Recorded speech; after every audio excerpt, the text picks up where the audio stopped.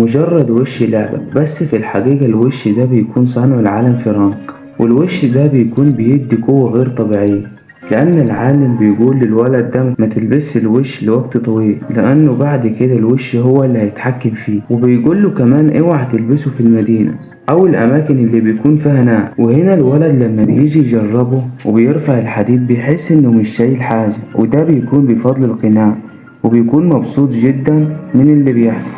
وبعد كده بيتجه إلى لعبة المصارعة، لأنه بيكون مهزوم فيها كتير قبل كده ومطرود من هناك، علشان هو بيكون ضعيف قبل القناع جدا. ولما بيروح هناك كل الناس بتتفاجئ بيه ومن الحركات اللي بيعملها، وبيخلص على أقوى 5 مصارعين، وبيكون برضه لسه متعبش. وهنا مدير الحلبة بيلاحظ إن في حاجة غلط بتحصل، لأنه عارف الولد ده وعارف إن هو مش بالقوة دي. وهنا لما بيخرج بينادم عن الولد وبيقول له إن هو عارف السر، وعارف كمان اللي عمل القناع، وهو بيكون العالم فرانك.